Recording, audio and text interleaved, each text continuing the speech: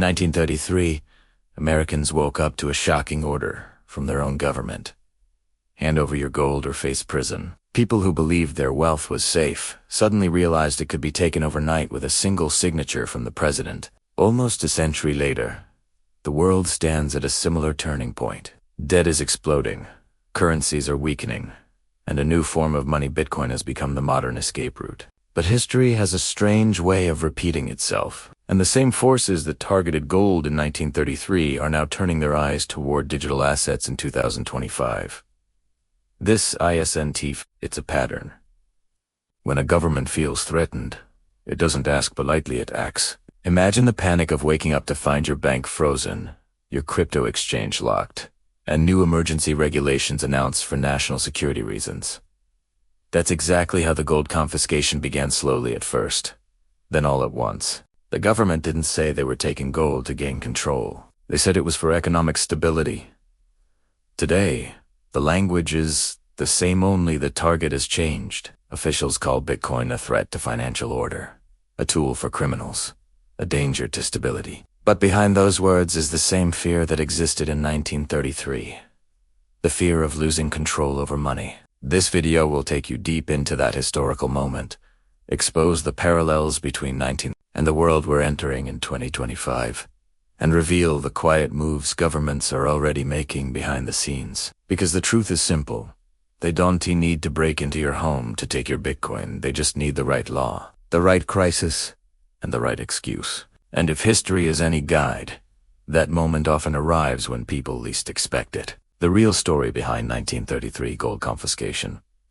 100 words. In 1933, America was drowning in the Great Depression. Banks were collapsing, people were hoarding gold, and confidence in the dollar was evaporating. To stop the bleeding, President Roosevelt signed Executive Order 6102, forcing citizens to surrender their gold to the government. Those who refused faced massive fines and up to 10 years in prison. What most people didn't realize was that after the government seized the gold, it immediately raised its price, transferring wealth from ordinary Americans to the state. This wasn't just confiscation, it was a calculated move to regain monetary control during a crisis. How governments think about monetary threats. Governments survive by controlling money. When a currency loses trust, leaders don't blame themselves. They blame the assets people run to. In 1933, that asset was gold. Today, it's Bitcoin. Anything outside government-issued currency is viewed as a threat to economic stability and political power. Bitcoin's decentralized nature makes it impossible for governments to print, freeze, or manipulate. That alone puts it in the crosshairs of policymakers. To them, Bitcoin isn't freedom or technology. It is a challenge to their authority. And when power feels threatened, history shows exactly how governments respond. They regulate, restrict, and eventually try to reclaim control. Parallels between 1933 gold holders and 2025 Bitcoin holders. The similarities between gold holders in 1933 and Bitcoin holders today are striking. Both groups seek protection from inflation and distrust centralized banking systems. Both store their wealth outside government reach. And both hold assets that governments can't easily control. In 1933, people believed gold was their safe haven until it wasn't. Today, many believe Bitcoin is untouchable. But as Bitcoin grows, so does the political pressure to regulate it. The government doesn't need to ban Bitcoin outright to weaken it. The same strategy used in 1933, fear-based messaging, sudden rules, and emergency actions, could easily be repeated in the digital age. The 2025 trigger. Why now? The timing is not random. The world is entering an era of rising debt, geopolitical tension, inflation, and weakening trust in traditional currencies. The U.S. national debt is hitting record highs, and every crisis pushes the government closer to extreme financial measures. At the same time, Bitcoin adoption is accelerating globally, challenging the dominance of the dollar. Regulators are openly discussing strict crypto rules, exchange crackdowns, and even limits on self-custody. When pressure reaches its peak, governments look for assets they can tap into, just like they did with gold. And in 2025, Bitcoin is the most obvious target. How governments could confiscate Bitcoin without touching you, unlike gold. Bitcoin isn't stored in drawers or safes. Governments know this. So modern confiscation wouldn't involve physical force, it would involve regulation and digital control. They can require exchanges to freeze withdrawals, report all wallet activity, or hand over customer information. They can declare self-custody wallets illegal or impose massive taxes on unreported crypto. They can shut down off-ramps, forcing citizens into government-approved digital systems. The word confiscation might never appear in the law, but its effect would be the same. They don't need to break into your home. They only need to target the infrastructure you rely on. CBDCs.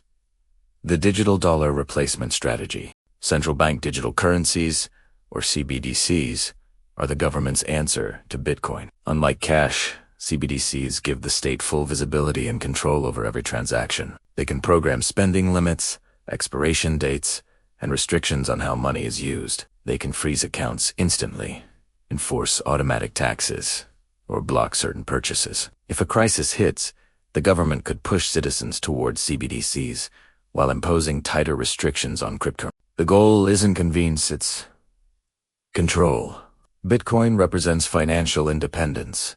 CBDCs represent financial dependence. And once CBDCs are widespread, governments will have the leverage they need to sideline competing digital assets. The public narrative: for your safety when governments want control.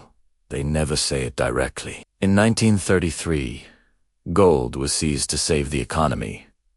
In 2025, Bitcoin restrictions will likely be framed the same way. Politicians will argue it's to fight terrorism, stop money laundering, protect consumers, or stabilize markets. Fear is the most powerful tool of control, and during crises, people accept rules they'd normally resist. The narrative will be simple.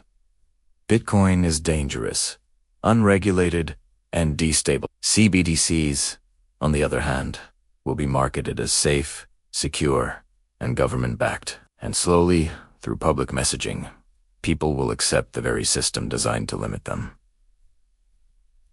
Could it actually happen? And what people might do? Bitcoin is harder to seize than gold, but not impossible to restrict. Governments can't control the blockchain, but they can control people. The real danger isn't a physical confiscation, it is a regulatory squeeze that makes Bitcoin difficult to use, convert, or hold legally. Yet Bitcoin has global nodes, decentralized mining, and millions of users who value independence. Unlike gold in 1933, Bitcoin doesn't sit in one place. Many will find ways to adapt, using cold storage, decentralized exchanges, or offshore solutions. The tension between state control and financial freedom is growing, and 2025 may be the year it erupts. In the end, history isn't just a story, it's a warning. In 1933, people trusted that their wealth was safe, until one government order proved them wrong. Today, Bitcoin holders feel protected by technology, decentralization, and mathematics. But the greatest threat has never been the code, it has always been the power of the state. As financial pressure builds and new digital currencies rise, the battle between individual freedom and government control is becoming unavoidable. The question isn't whether the system will change. Who will control that change? Because when governments feel cornered, your money becomes their solution. The real challenge of 2025 is simple. Will you be prepared, or will you be caught by surprise just like millions were in 19